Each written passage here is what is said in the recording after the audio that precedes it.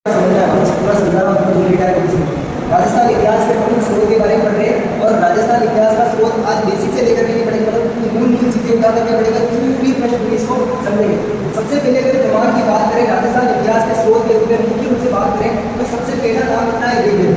भारतीय इतिहास में सबसे प्राचीन वेदों में वेद का नाम होता है ऋग्वेद और ऋग्वेद के निर्माता हुए आर्य।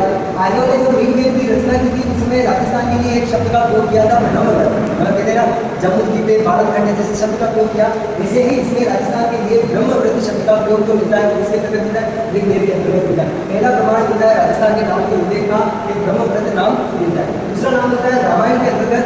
रामायण के जो रचयिता है महर्षि वाल्मीकि ने रामायण लिखी। उस रामायण के अंतर्गत राजस्थान, भारत के उत्तर पश्चिमी प्रदेश मरु प्रदेश के लिए एक शब्द का प्रयोग किया था, मरुकांता। मतलब ऐसा प्रदेश जहाँ पर मरुभूमि विद्यमान है, वो प्रदेश का अपना राजस्थान, और राजस्थान के लिए एक शब्द उन्होंने प्रयोग किया था, मरुकांता। रामायण के अंतर्गत इसका उल्लेख मिलता है और राजस्थान के लिए उन्होंने शब्द प्रयोग किया था, मरुकांता। फिर अगला एक उल्लेख मिलता है बसंतगढ़ शिलालेख।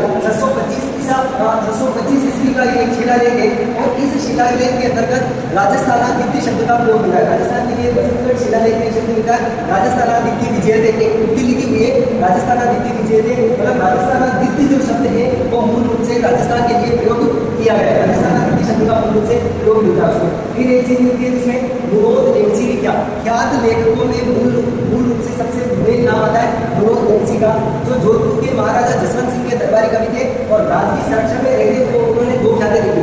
एक तो ख्यात लिखी विनोद नेन्सी की ख्यात और दूसरी उन्होंने लिखी थी मारवाड़ा परगड़ा निकट। ये दोनों ही ख्यात जो है वो उनकी काफी प्रसिद्ध ख्यात है और इन्हीं ख्यातों के अंतर्गत उनकी जो फेमस ख्यात है विनोद नेन्सी की ख्यात, उस ख्यात के अंदर राजस्थान के लिए राजरूपक शब्द का प्रयोग हुआ। मतलब राजस्थान के राजपूत शासकों के लिए और राजस्थान के लिए राजरूपक शब्द का प्रयोग होता है, इसमें विनोद नेन्सी की ख्यात के अंतर्गत। फिर दूसरा इसमें प्रमाण मिलता है जॉर्ज थॉमस एक अधिकारी था और उसके शासनकाल में, अंग्रेज अधिकारी था, इसके शासनकाल में अधिकतर राजपूत शासकों का शासन था, इसलिए राजपूतों के लिए एक शब्द प्रयोग किया जाता था राजपूत और अंग्रेज भाषा का प्रयोग करते थे राजपुताना। मतलब अभ्रेष के कारण वो शब्द बना राजपुताना। मतलब जॉर्ज थॉमस राजस्थान के राजपूत शासक, मतलब राजपूत शासकों का प्रदेश कौन सा है, राजपुताना। तो राजस्थान के लिए राजपुताना शब्द का भी प्रयोग मिलता है।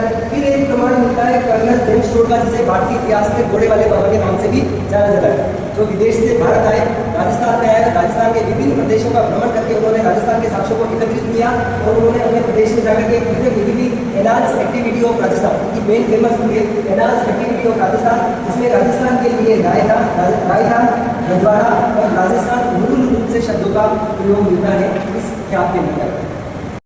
महर्षि वाल्मीकि ने मरुकांता शब्द का प्रयोग किया गया था, बसंतगढ़ शिलालेख में राजस्थानादित्य शब्द का प्रयोग किया गया था।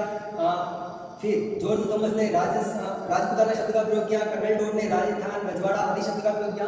उसी चरण में आगे आते हैं राजस्थान के एकीकरण। जब राजस्थान का एकीकरण 7 चरणों में हुआ, उस समय द्वितीय चरण के अंतर्गत राजस्थान 25 मार्च 1948 को पूर्व राजस्थान संघ का निर्माण हुआ। एकीकरण के द्वितीय चरण में पूर्व राजस्थान संघ का निर्माण हुआ, जिसमें राजस्थान शब्द का प्रयोग पहली बार किया। राजस्थान प्रदेश के लिए राजस्थान शब्द का प्रयोग पूर्व राजस्थान संघ जो कब किया गया था, 25 मार्च 1948 के अंतर्गत। फिर कहते हैं राजस्थान के एकीकरण का चौथा चरण गठित हुआ था, जो गठित हुआ था 30 मार्च 1949 के अंतर्गत, और उस समय बृहद राजस्थान का निर्माण हुआ, क्योंकि उस समय राजस्थान की 4 बड़ी रियासतों का विलय हुआ, इसीलिए इसे इसका नाम रखा गया था बृहद राजस्थान। और 30 मार्च 1949 के दिन ये घटना, मतलब ये एकीकरण हुआ था, जिसे प्रदेश में प्रतिवर्ष राजस्थान दिवस के रूप में मनाते हैं। 30 मार्च को प्रदेश में प्रतिवर्ष राजस्थान दिवस मनाया जाता है। क्यों? क्योंकि 30 मार्च 1949 को राजस्थान में 4 बड़ी रियासतों का विलय हुआ था, इसलिए उसे इस प्रदेश के नाम से बृहद राजस्थान के नाम से जाते हैं। फिर राजस्थान 7वां चरण का लास्ट जो अंतिम एकीकरण हुआ था,